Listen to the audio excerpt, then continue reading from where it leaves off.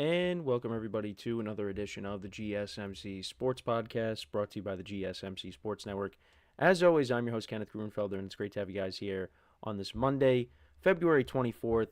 We have a lot to cover on the show today. Before I get into everything, just want to remind you guys to tip or donate and get your comments recognized.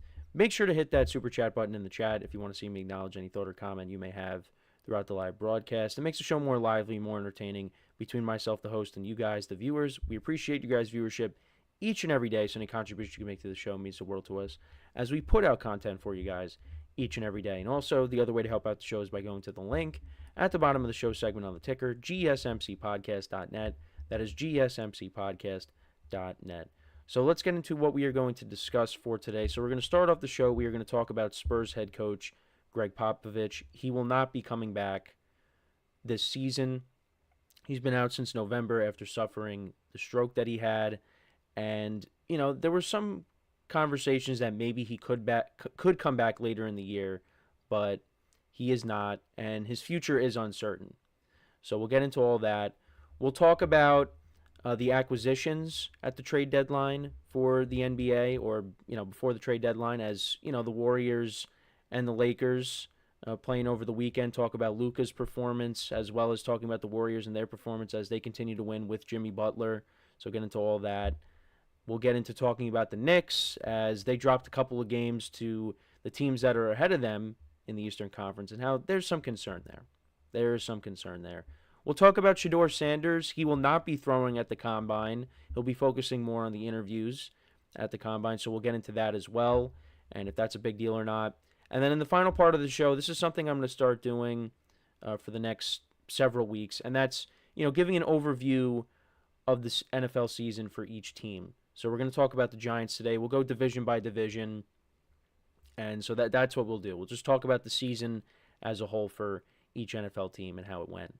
So that's the rundown for the show today. Let's get into the first topic, which is talking about Gregg Popovich. So, like I mentioned, he suffered that stroke back in November, and he hasn't been back since. And like I said, it looked like maybe there was a chance that he could come back, but he's not coming back this season. And the Spurs have had a lot going on in recent weeks. With now the Wemby news and now this, it looks like the Spurs, they could be heading towards maybe a lottery pick. It's possible. I know we actually talked about that in our production meeting. If there's a chance now with Wemby being out, could that better their chances of maybe getting the top pick, which could. They lose games, but the Spurs are definitely going to try not to do that. But yeah, this is hard news here, and with Popovich, and not only that though, that's just a small picture. Now you look at the big picture, and you're hearing that his future is uncertain. And Gregg Popovich has had some other health scares in the past, health concerns in the past. But I've had family members that have dealt with strokes before. It is, it's a big deal. It's something that can really affect you. And Popovich, if there was a chance that he was going to come back, probably wasn't as bad as with the some of the family members that I have seen experience this, which is good. That's good that he's able to. There's a possibility maybe he comes back, but you kind of look at Popovich as a human being, and you say, is it worth it? Is it worth coming back? What else is there left to prove? At some point you really gotta consider, maybe taking a step back and just focusing on your health. Now, it would be great, if he's able to stick around and, Wemby comes back next year and you go at it and you try to compete again. But I think I'm leaning towards the other option where you take a step back, you focus on your health, and you just enjoy your life. But you can't tell the story about the Spurs without Gregg Popovich. He's been there for a long time. He's won so many championships. Back when Tim Duncan was playing, and even before Tim Duncan. But, Tim Duncan comes around. You got Manu Ginobili, Tony Parker. Of course, the years with Kawhi Leonard as well. Later on as, the big three, their big three started to, get older. And, the Spurs went through some tough years. They really did. And then they finally hit on Wemby. They got the number 1 overall pick. They get Wembanyama. And it looked like, all right, now Popovich is going to be part of, now the rebuild. Well, he is part of the rebuild, but now he's going to be part of the resurgence with the Spurs. And, they go out and they get Chris Paul. But then, Popovich, is out. And then, the Spurs, they go out and they trade for De'Aaron Fox. And you thought, okay, is this team going to make a run in the second half? And then Wemby gets hurt. And now you hear this news with Popovich. So, we'll see what happens next year. But, for me, like I said, I would like to see, him focus on his health. But that's just me. If, he gets cleared and he's back on the court next year, on the court side, coaching the team, that would be great. That would be a heck of a story. But if there is some uncertainty, there's a chance that maybe we don't see him. But Chris Paul, commented on this and said how, it's just been a tough year for all of them. They really have gone through a lot. Like the Wemby stuff, is fresh in my mind just because, it just happened. And, obviously I'm coming over from the other show and, I've been focusing on football. But, yeah, I mean, kind of forget about Popovich, and what was going to happen. Because I forget what the timeline was exactly for, him to come back when all of this happened to him. But, yeah, no, it has been tough. And, between this and Wemby being out, this derailed their season. And they're still going to compete, like I said. But there's a chance that, more of a chance, I would say, yeah, they're not going to do anything. And they could maybe end up with, top pick, possibly. So, yeah, a lot's been going on with the Spurs. But, hopefully, things change. But, yeah, I mean, Popovich is not a spring chicken either. So it is going to be a tough decision. And, I'm assuming, we'll get more clarity on this as we move along here. If he does end up calling it quits, what a heck of a career as a coach. He's going to float into the Hall of Fame. There's no question about it. He's getting in. But yeah, no, it's just it's a sad way to go if he does end up having to call it quits. But we'll see what happens. We will see, what happens, how this all plays out. But, just it's been tough. It's been tough for Spurs fans. They've been waiting for this team to get out of this funk that they've been dealing with for years. Really since, Tim Duncan retires and, Tony Parker left and Ginobili retires and, Kawhi Leonard ends up leaving. Kawhi was supposed to be their franchise player. And then he wanted out. And then the Spurs just really, never recovered. I mean, they ended up getting DeRozan in that trade, but, they just ended up, and they also had LaMarcus Aldridge too, but, that really didn't, he was supposed to be Tim Duncan's replacement, and then that, he ended up retiring. Well, he ended up leaving and then retiring, and they never really recovered. So, but now you get Wemby, who's going to be a generational talent, and you hope the blood clot stuff is just a one-time thing.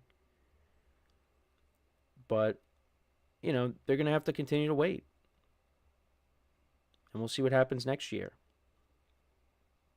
But let me know what you guys think about the Popovich stuff. Do you think his time with the Spurs is up? I think it could be if there is, some questions on it. If there's some uncertainty there. But we'll see what happens. We still got time before there's a decision that needs to be made. So we're going to take our first break of the show now. And then when we come back, we will talk about Luka's big night from over the weekend against the Nuggets, as well as talking about the Warriors and how they've looked since they got Jimmy Butler. They've continued to play well, and still a small sample size, but what Draymond Green said, could be valid. With how they've been playing as of late. Now it is still too soon, but we'll get into all that. We got a few NBA topics to start off the show there. Look at that. So that is what we will get into when we come back from our first break of the show. Talk about a couple of trade acquisitions and how the teams have looked.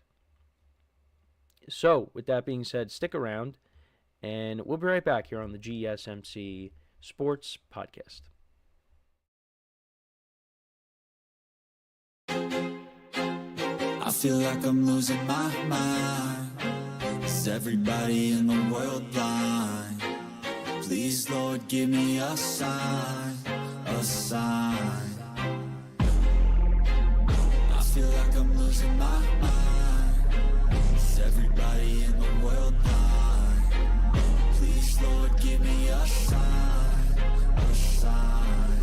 I wanna be the greatest. Everybody on the fake shit. I look around and feel like everybody is the fakest. I make this every day and I'm impatient, hoping one day I blow up from the basement. Statement, the top is so vacant. I don't hear shit that I think is amazing. Waiting for my day when I'm playing sold out shows for 1,000 faces. Hey, give me that crown, get in my way and to be put down. It ain't your place, all this my town. If I want that shit, then I'll get it right now. I'm losing it, the noose it fits. I'm losing shit, a stupid myth. You choose to live or choose to dip. You choose to fight or lose your grip and lose a gift. I feel like I'm losing my mind. Is everybody in the world blind? Please, Lord, give me a sign, a sign. I feel like I'm losing my mind. Is everybody in the world blind? Please.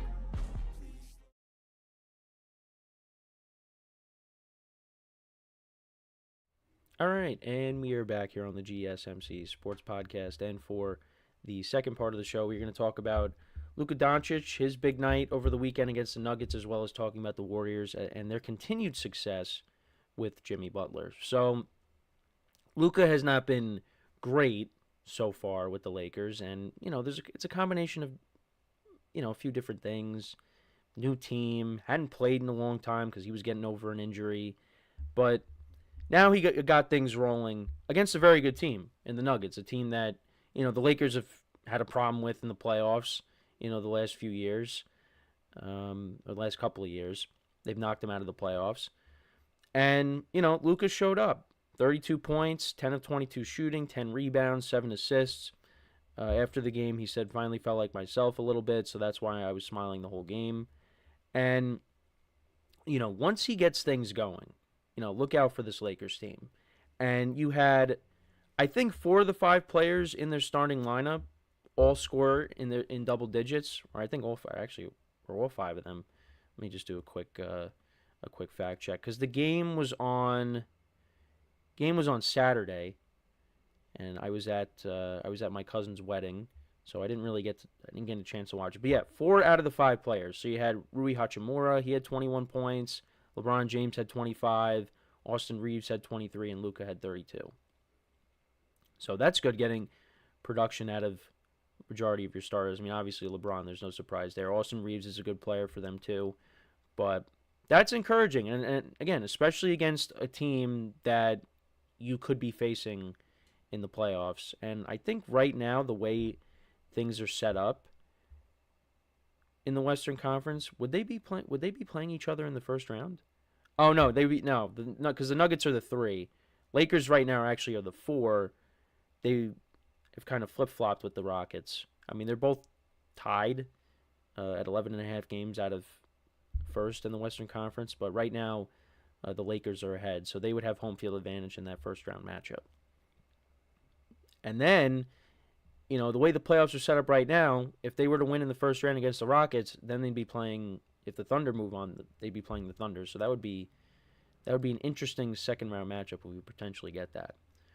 But back to Luka, though, he had 16 of his 32 points in the first quarter, and played well. He played well, and still trying to get on the same page with LeBron James. That's still going to be a work in progress, of course. But, he's going to get himself back into the swing of things. And in the previous games that he played with the Lakers, he averaged 14.7 points per game, 6.7 rebounds, 5.3 assists, and 4 turnovers per game, which is not, Luka-ish, but he's going to get it going. LeBron had this to say, and this is via the Associated Press. It's his third game since Christmas, and it's his third game with us. He still doesn't know all the plays. He doesn't know all the defensive coverages, all the signals and things that we've built up since September. Obviously, we're trying to fast-track it on the fly. He's coming back from his injury. He's getting back into form, so we're working through it together. And, yeah, he's going to have big games for this team. It's not going to just be this one. And I really cannot wait for the playoffs to see, how this team does. Because you have a top 5 player now to go along with LeBron James. After they made that trade with Dallas. Still don't know. Still can't believe that trade was made, but here we are. And the crazy thing is, their title odds went from 4,000 before the trade to now 1,400. It's a big jump. That's a big jump. And if the Lakers play like this, where you got, contributions from everybody in your starting lineup, and it's not like they did it against a bad team.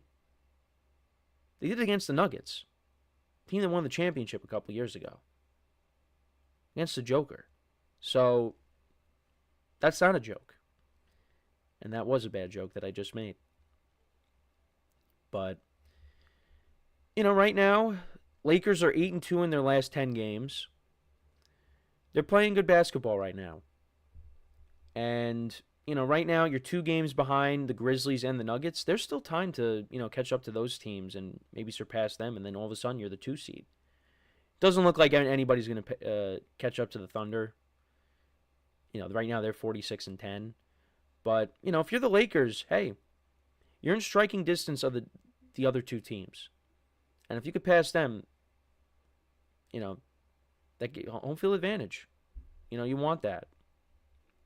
So that's from the Lakers side of things. Now we go to the Warriors side of things. So they actually have continued to play well with Jimmy Butler. And like I, was jokingly saying,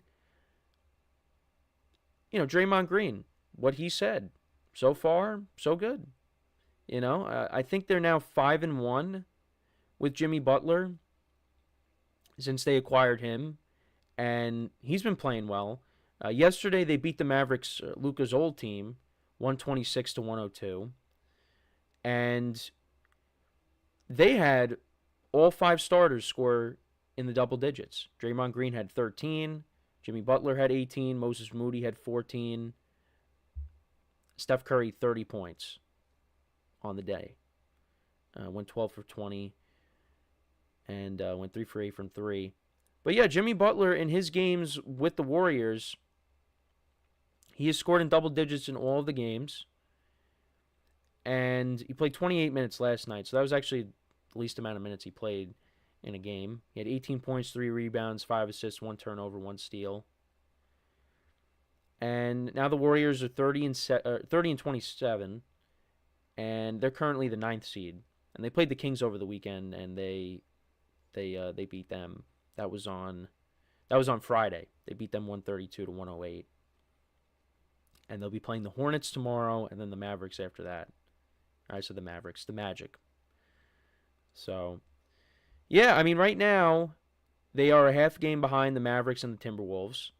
And then they're a game and a half back of the Clippers for the 6th seed. So, if they keep playing like this, they could find themselves out of the play-in and, in the top 6, and then you don't have to worry about it. So, yeah, you got to like how they're playing. And they're 6-4 in their last 10 games. They've won 3 straight. And the only game they lost was that close game to the Mavericks. So, that's the thing. There was some question marks with Jimmy Butler, bringing him in, and I agree. And I was also on the same page with people saying, how is it going to work with Draymond? Look, right now, things are working out. They gave Jimmy Butler the extension, and it seems like this team is heading in the right direction. And especially, you need that now for the stretch run here. Playoffs are coming up. We got 1 full month left, and then, we're off and running. So, and this could be their last chance. That's what people are talking about. This could be their last chance. So, we'll see what happens. I mean, I don't know if they have the team to do it this year. I think, the way they're playing right now, you have a chance to make a little bit of a run in the postseason because you have that experience. And now you got, if you get Jimmy Butler, you have Jimmy Butler, but if you have him, going into the playoffs and he somehow turns back the clock and is playoff Jimmy to go along with Steph Curry, that's going to be a problem for some teams in the playoffs. So I'm looking forward to that. Warriors are playing well. Now Luka is starting to get his confidence back. So, maybe we're on a collision course for maybe another LeBron James-Steph Curry matchup in the postseason. Imagine we see that to go to the NBA Finals. That would be quite something. But let's not get ahead of ourselves. But yeah, you got to like what you're seeing out of these two teams right now. I could definitely see the Warriors making a run here and getting themselves out of the play-in, and they don't have to worry about it. But like I said, it's still a small sample size, but you got to like what you've seen so far out of them. And they're a team that they've done their share of winning. So you can't count them out. It's a completely different team, but they still got the coach. They still got that championship pedigree with Curry and Draymond there. So we'll see what happens. But you got to be encouraged. You got to be encouraged by what you've seen so far. So before we go to break, just want to remind you guys once again to tip or donate and get your comments recognized. Make sure to hit that super chat button in the chat if you want to see me acknowledge any thought or comment you may have throughout the live broadcast. It makes the show more lively, more entertaining between myself, the host, and you guys, the viewers. We appreciate you guys' viewership each and every day, so any contribution you can make to the show means the world to us as we put out content for you guys each and every day. And also, the other way to help out the show is by going to the link at the bottom of the show segment on the ticker, gsmcpodcast.net. That is gsmcpodcast.net. So, when we come back from our next break, we will talk about the Knicks as they continue to struggle against the good teams. Losing to both the Cavs and the Celtics over the weekend. And we'll kind of just get into the conversation of, I'm not going to call them frauds, but, are they going to be able to overcome this and, make a deep playoff run and maybe get to the NBA Finals? We're going to talk about all that when we come back from our next break. So, with that being said, stick around, and we'll be right back here on the GSMC Sports Podcast. Looking for your daily fix of sports talk without having to pay for it? GSMC Sports Network is available on YouTube. Just search GSMC Sports Network. Get your fix of daily sports talk shows on YouTube, absolutely free. NFL, college football, NBA, MLB, MMA, UFC, fantasy football, and so much more. GSMC Sports Network has shows running all day long, with new sports shows starting every 2 hours. Just like on your favorite cable sports channel, except GSMC Sports Network is absolutely free. Just search GSMC Sports Network on YouTube to catch one of your new favorite shows, like the GSMC College Football Podcast, Chip Shot Football Podcast, Hoops and Heels Women's Sports Podcast, GSMC Basketball Podcast, and so many more. Check it out for yourself. GSMC Sports Network, now available on YouTube absolutely free. Search GSMC Sports Network on YouTube right now.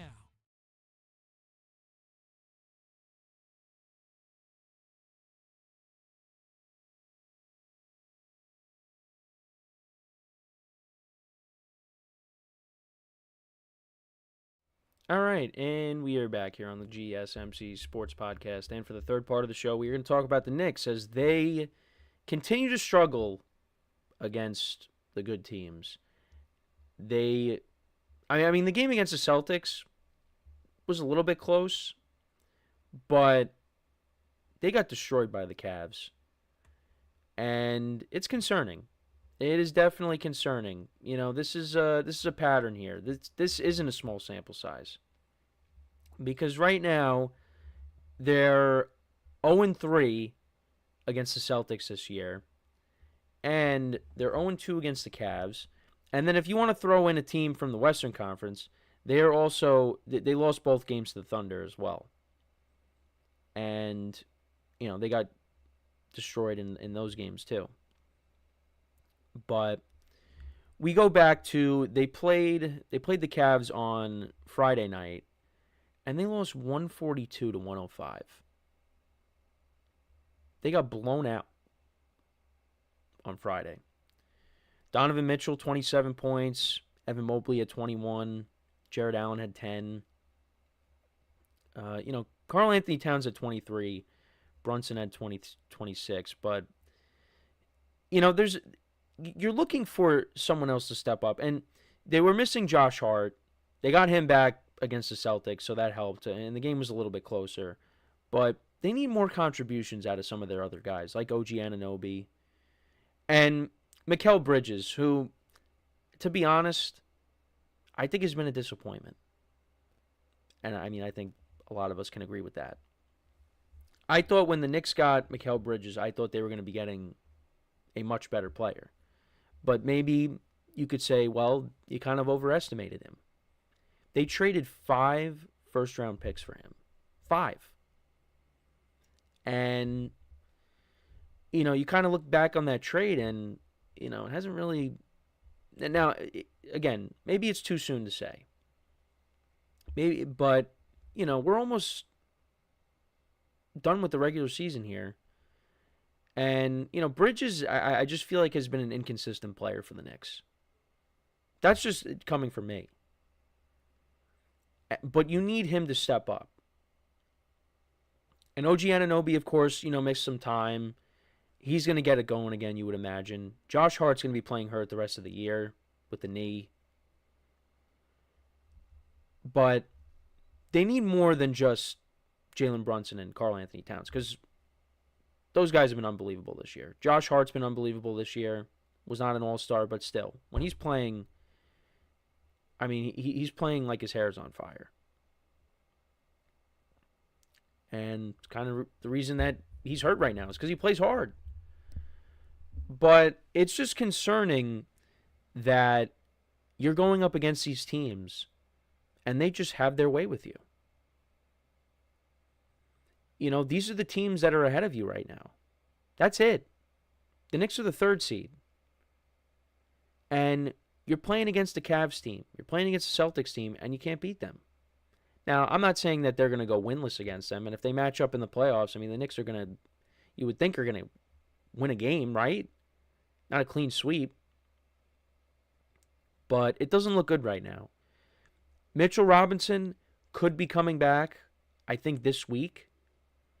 And we'll see if that makes a big difference. I think, it could at least get some of these players off their feet, lengthens out the lineup,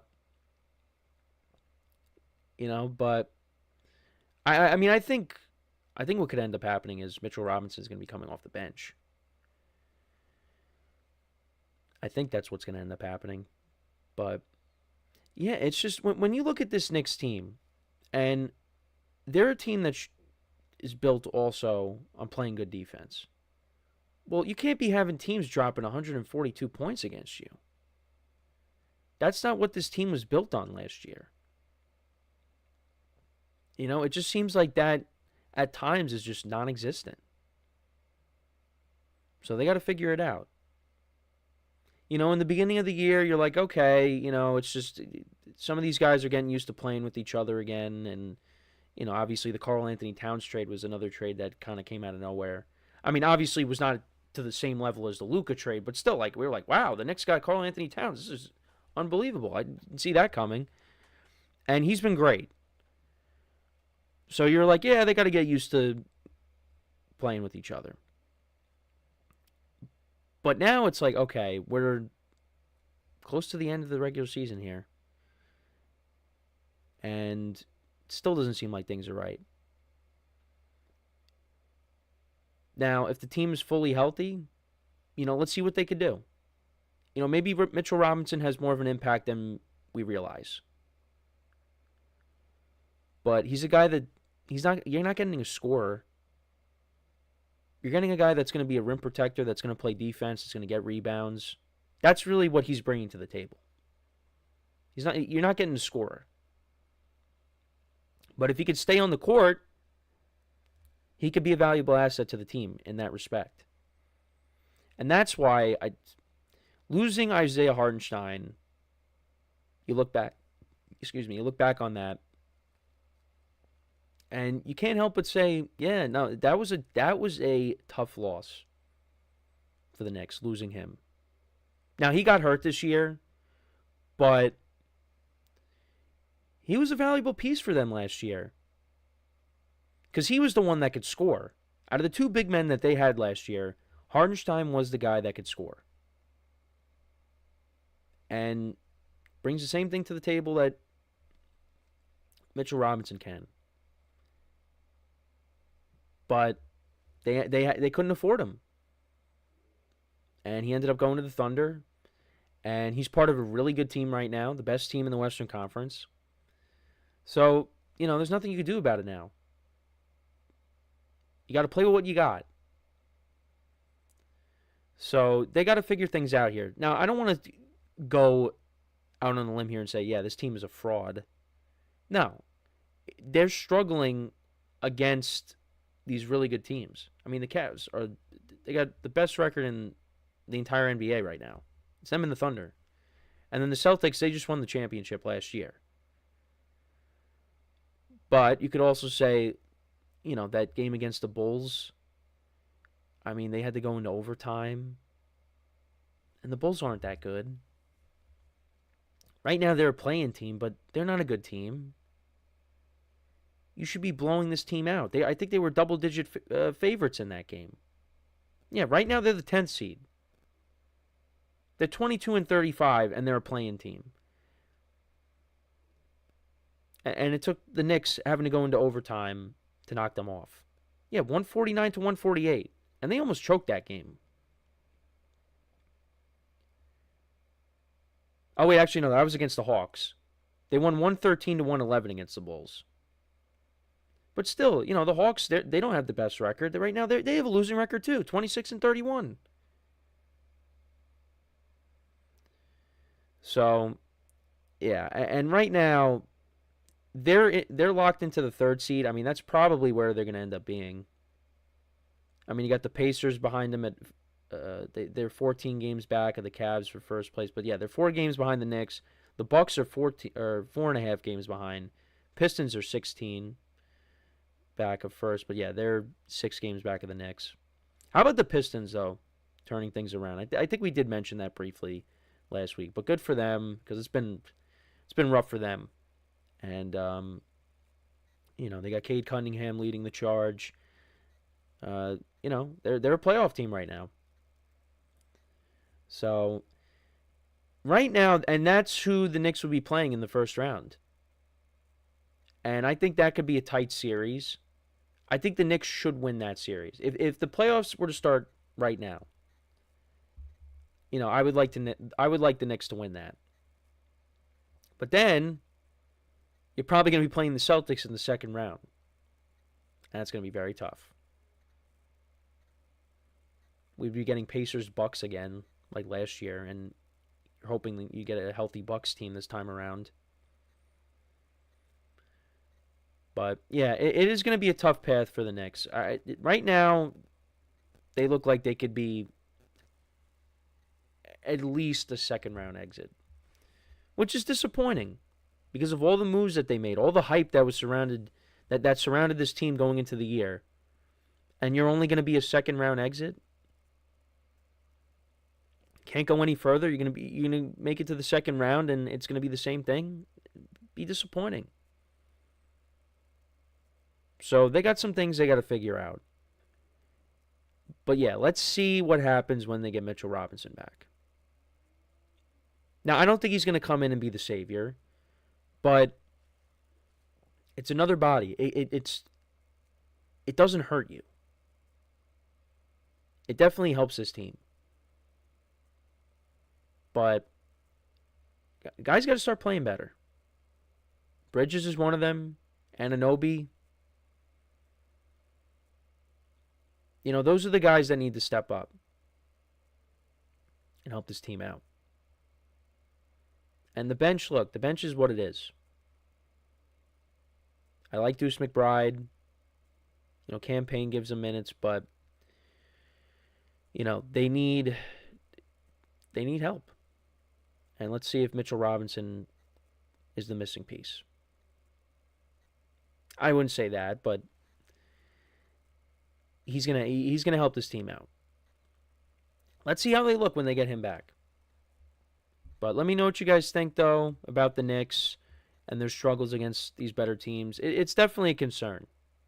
It's definitely a concern. And you're hoping that, if you're a Knicks fan, that they could figure this out. But we'll see. So we are going to take our next break. And then when we come back, we'll get into some football stuff. We'll talk about Shedeur Sanders. He will not be throwing at the Combine. He's going to be focusing more on the interviews at the Combine. So we're going to talk about that. Is that a good thing or is that a bad thing? Should we be making a big deal out of that or not? We'll get into that when we come back from our next break. So we are finished with the basketball talk. A few basketball topics to start off the show. How about that? But we'll get into a couple of football topics, starting off with Shedeur Sanders. And then, of course, we will talk about the lovely football team that I root for, the New York Giants, and their season. So make sure to stick around, and we'll be right back here on the GSMC Sports Podcast.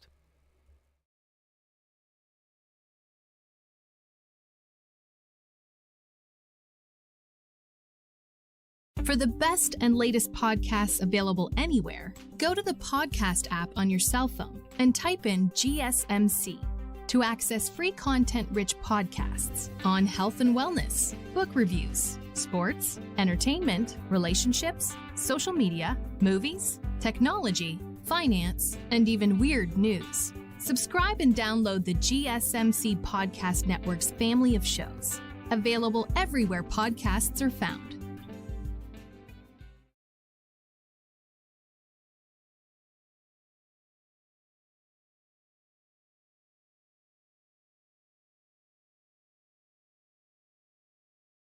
All right, and we are back here on the GSMC Sports Podcast. And for the fourth part of the show, we are going to talk about Colorado quarterback Shedeur Sanders, who will be a top pick in this upcoming NFL draft. He will not be throwing at the Combine. And is that a smart decision or not? Here's the thing. It's not a big deal.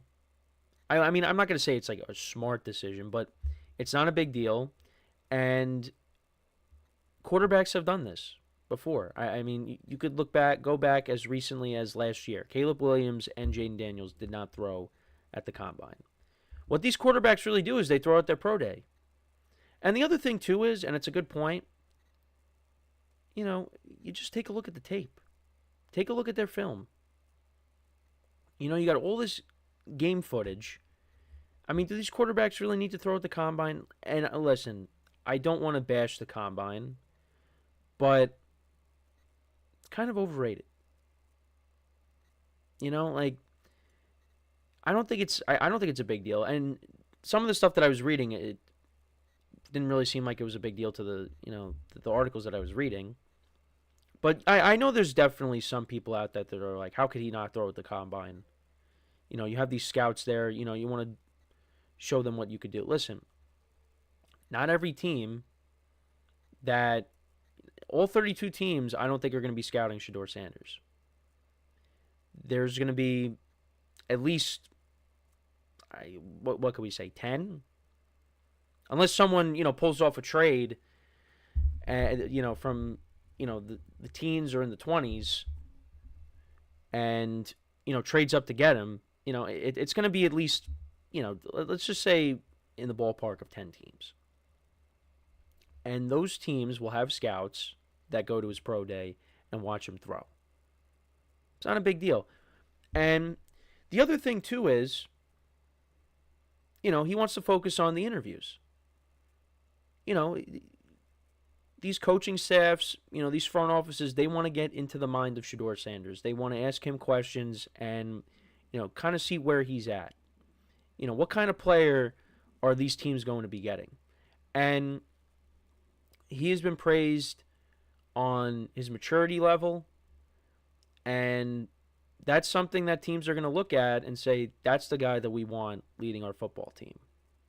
Now, I know there's maybe some hesitancy with that because, you got, his dad, which, can make headlines and create all this buzz, all this attention, which, could maybe make teams a little, hesitant, like I said. But listen, if he's a mature guy and, if he's developed right, could be a good player.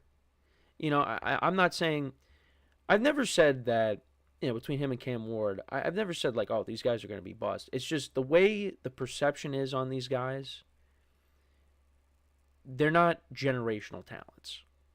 And that concerns me about the team that I'm going to talk about in the next segment, because they have to make a decision on what they're going to do with their pick. Because they could get a quarterback. Maybe they do get one, whether it's Ward or Sanders. But you got to make sure that they are developed right. Because if they're not, this could be a disaster. And, we'll see. Because you got two teams ahead of the Giants right now, the Titans and the Browns. And I really don't know what's going to happen. I really don't. Because the Titans, they could trade out, or they could take a generational talent, because you've heard them say that. Well, do we look at Cam Ward and Shedeur Sanders as generational talents? There's other players. There's other individual players in this draft that are looked at as generational, but not one of these two guys. And, we saw how Will Levis played last year. He was not good. So they need a quarterback. And who knows, they could go with maybe a 41-year-old that's a free agent, which if that ends up happening, I won't be happy. But we'll see. But you got that, and then you got the Browns. I really don't know what they're going to do. Are they going to maybe dip their toes in free agency and try to get one of the free agent quarterbacks? Or are they going to take one? Only time will tell. But, yeah, I really don't have a problem with Shedeur Sanders not throwing. You got more opportunities to see him throw. Got the pro day. You got all this game footage. Now it's really about the person. What individual are you getting if you take him, if he's available to you? And it's part of that process. It's part of that process. That's how, that comes into the evaluation. That's why, sometimes when you get into the draft and you hear, oh, this team is a little hesitant about this guy because, attitude problems, off the field stuff, whatever. But if you're a good enough team that you can handle it, by all means. So, yeah, it's coming up. We are approaching March already, and before you know it, we're going to get to draft night, and all of our questions will be answered. It's really not, this year, it's not really concrete as to what is going to happen. Because you're hearing so many different things. I mean, you figure that, Shedeur Sanders and Cam Ward are going to go within, the first, few picks. But you never know.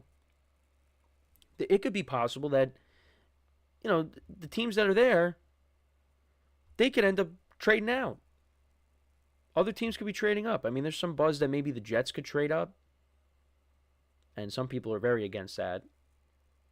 Kind of just stay where you are and, draft the best player available. They're trying to maybe get Justin Fields, but yeah, no, it's going to be very interesting. This year, it's really not clear. Last year, you were like, oh yeah, Caleb Williams is going to be the first pick. And then Jane Daniels went. And then Drake May went. Now it's like, well, I don't know. Are they going to take... Because the quarterback class is not loaded. And then you got a defensive player that could be taken first. You got, a couple of receivers. Well, you got a hybrid player in Travis Hunter who could play corner and receiver. So you really don't know. You don't know. But, yeah, I mean, the Combine, it's not the worst thing in the world if you're not going to participate in the physical aspect of it. But I think it definitely is. See, now, if he said, I'm not participating in any of it, like not even, speaking to teams, I think that definitely would raise a few eyebrows. It's like, all right, so you're not going to do anything? I mean, obviously there's other ways of, meeting with teams, but that definitely is very important. That is important. Because you want to make a good impression. I mean, I think if there's a team that you don't necessarily want to get drafted to, you don't want to make too good of an impression, because then, if you're available and that team is on the clock and you're like, oh no, I don't want to be drafted by this team. I don't want to get put in this horrible situation. Yeah, but I mean, obviously, you want the opportunity. And, Shedeur Sanders, wherever he ends up, I mean, it's, like I said, he's going to be within the first several picks. He's going to get his opportunity.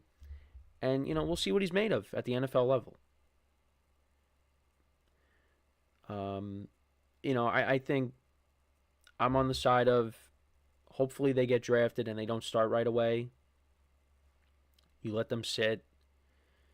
Whatever teams get them, you have a veteran guy that comes in and starts for you. And then, you hand it off to them when they're ready, when you feel they're ready. But the team that we're talking about in the next segment, if you draft one of these young guys, you might have to start them right away.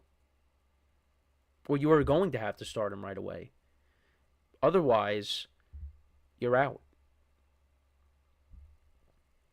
So it's going to be interesting. It's going to be interesting, and we're going to hear a lot of draft stuff coming up, and we are a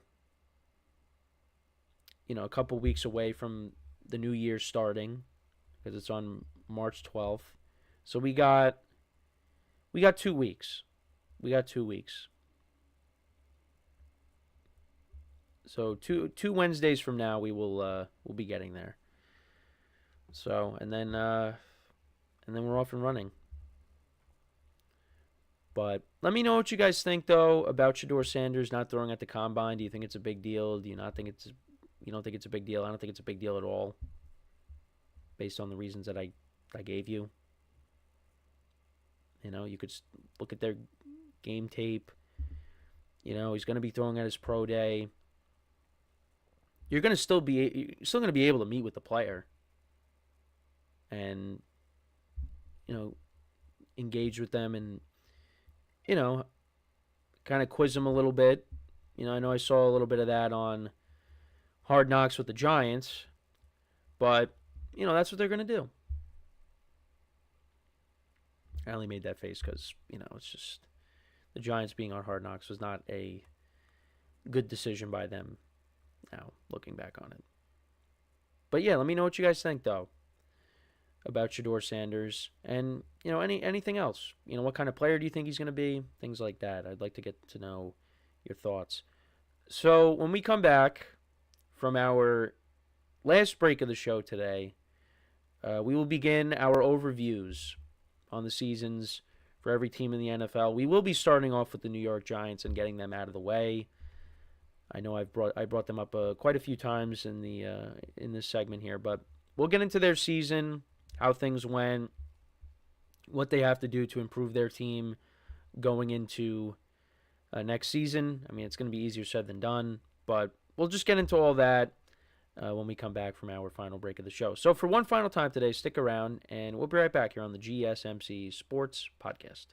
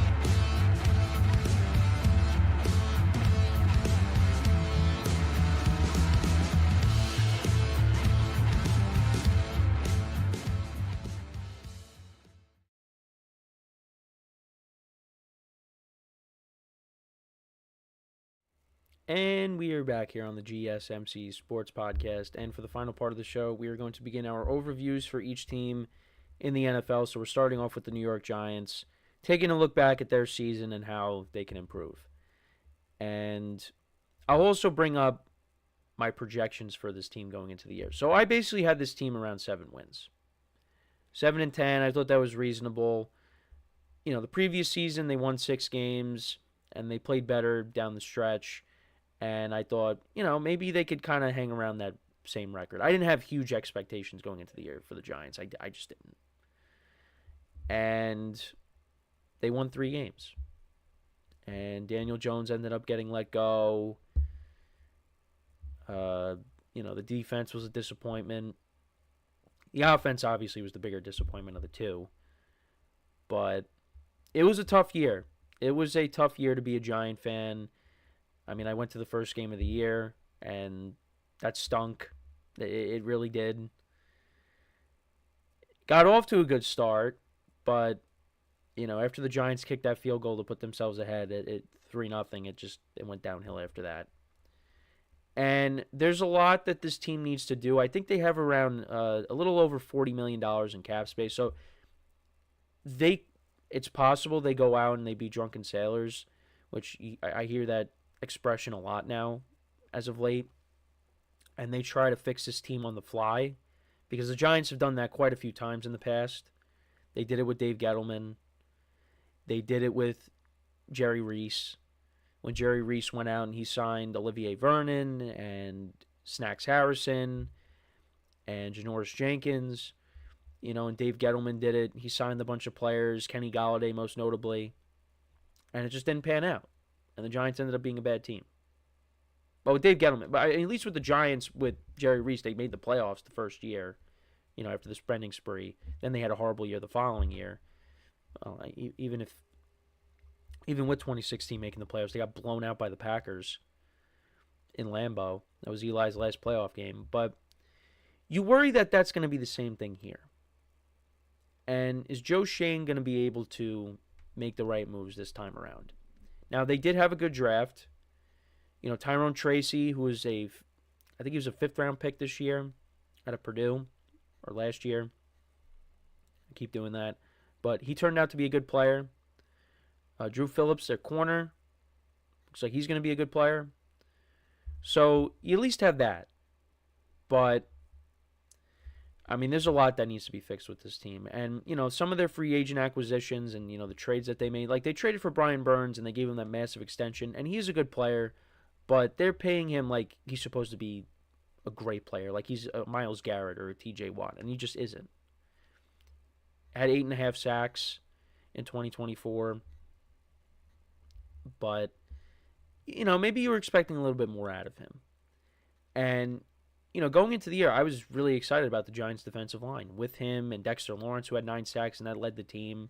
And then Kayvon Thibodeau, you thought, yeah, this is going to be great. And it just never really, I feel like it just never really materialized into what my imagination of that line was going to be. And, you know, also Shane Bowen, you know, was not a great defensive coordinator. Yeah, it's tough. It's tough. And, you know, the offense, like I said, it's the bigger disappointment of the two. You know, from the quarterback position, it was just Malik Neighbors. You know, well, I shouldn't say that. I was talking about just from a receiver standpoint. But Malik Neighbors was a lone bright spot. You know, Wan'Dale Robinson's a good player, but Jalen Hyatt's been a massive disappointment. You know, tight end, and Theo Johnson got hurt. You know, the tight end out of Penn State. And you were hoping that when they got Darren Waller the previous season that he was going to be the guy, and that just did not happen. Devin Singletary was not a good signing. Tyrone Tracy took that starting job from him. And, you know, you let go of Saquon Barkley, and you see what he did with Philadelphia. He ends up winning a Super Bowl. I mean, I don't think anybody really could have imagined Saquon having this kind of a season. I mean, I think we all expected he was going to be very good, but did we expect him to, you know, come within 100 yards of breaking Eric Dickerson's rushing record? No. I don't think so. I don't think many people thought that. So the Giants look really silly right now. And they got to figure out things at quarterback. Offensive line is still an issue. And the line was playing better. You know, you signed a couple of linemen, Runyon and Illuminor. But, you know, once Andrew Thomas went down, that line just kind of fell apart. And they need to get, you know, Andrew Thomas healthy. He needs to stay healthy. You know, that was a Gettleman draft pick, and that draft pick actually has turned out to be very good, but the problem is he can't stay on the field. He gets hurt too much. So that's something they got to continue and improve on. I'm assuming they will address offensive line at some point in the draft. I do think they need more playmakers on this offense besides Neighbors. Need to get another receiver. I wouldn't be surprised if they go out and they draft another running back in the later rounds. And there's a ton of running backs in this draft. I mean, I say it over and over again. But you got a ton of running backs in this draft. You know, defense, I'm assuming maybe they'll go out and they draft a corner. They'll draft somebody in the secondary because they definitely need that. I feel like they could maybe go out and they draft a linebacker. Or they could bring one in. I mean, you got Bobby Okereke was a good signing. But, you know, I think they'll probably need somebody else. But, yeah, this is probably Brian Daboll and Joe Schoen's last shot to do something. Yeah, this is it. You got to be competitive. And, you know, you hear the news of, you know, Stafford, you know, getting permission from the Rams to, and him and his agent getting permission to go and, you know, see what's out there. You know, if other teams, you know, have something that maybe they want to go there and they have the right package in place and they end up getting traded. The Giants are a team that is linked to Stafford. I don't think it's going to happen, but I would welcome it just as long as they don't give up a king's ransom for him, because that could be a disaster. But when you got a team, when you got a head coach and a general manager that are desperate, they could do something like that and give up a lot of assets to get an aging quarterback. So I do worry about that. But they could also go the other route of, signing a Russell Wilson and, then you take a quarterback. I mean, even if they got Stafford, I mean, what do we think they're going to do? I mean, they could take a quarterback, but they could also take, one of the receivers that's available, and then maybe you try to get another quarterback in the later rounds. That's what I'm hoping for them to do. Is you get a veteran, and then you take, Travis Hunter, or you take, Tetairoa McMillan with your pick, and then you try to get, one of these other guys in the second round. If Jackson Dart's there, although he could be climbing up people's draft boards, I don't know. But that's what I'm hoping for, because this offense needs more. Malik Neighbors is going to be a star, but you need somebody else to help him out. Oh yeah, and how could I forget about Malik Neighbors? But because I brought up Tyrone Tracy and Drew Phillips. Hello, Malik Neighbors. But yeah, I mean, that's a given. We knew he was going to be good. But some of these other draft picks, we weren't sure going in. But that's where the Giants are at. It's tough, and we're going to talk about the other three teams in their division this week, and they got to play. They're behind. They got to play catch up. Now you're behind the Commanders, a team that you owned for years. Now you're behind them because they have their quarterback. And there's definitely an alternate universe out there where Saquon Barkley ended up getting re-signed. They dumped Daniel Jones, and they drafted Jane Daniels. And they were the team that played the Eagles in the championship game and lost. But still, it's just, there was a world where there was a possibility for that to happen. But they had to win those meaningless games at the end of the year last year. And I know everybody, and I will throw myself into that. But yeah, you blame Tommy DeVito for winning those games. Because look at what they could have had. But what did you expect? Tommy DeVito was going to go out there and lose? Tommy DeVito wanted to go out there and win. But I got to tell you, some people in this area, you got some, and they're doing it just to say it. They're doing it just to do it. But when you say that, Tommy DeVito was going on this run, you're like, he could be the next Tom Brady. Stop. We got to stop doing that. Got to stop having those takes.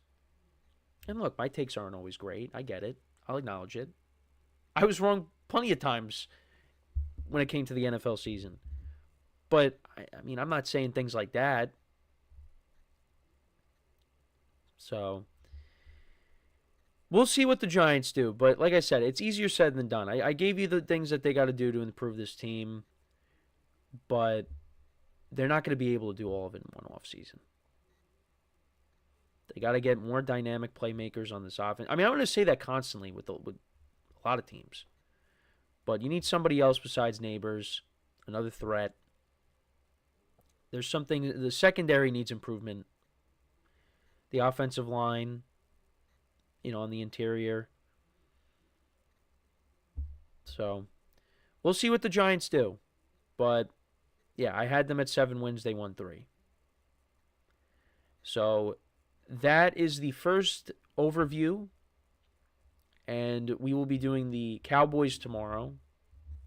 So, like I said, we'll be going division by division. How right was I? How wrong was I with some of these teams? What they have to do to improve? How their seasons went? One last thing with the Giants. Still can't wrap my head around this.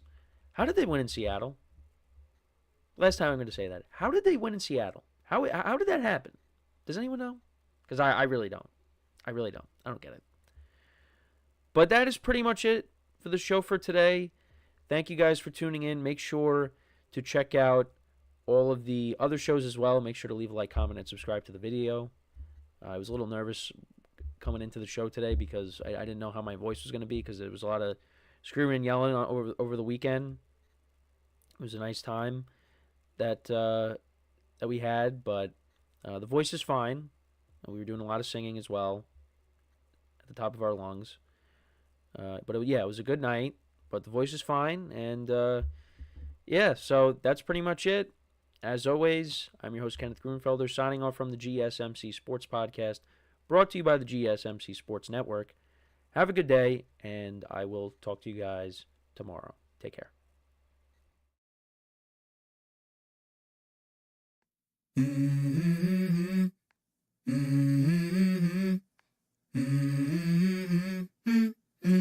Let's go.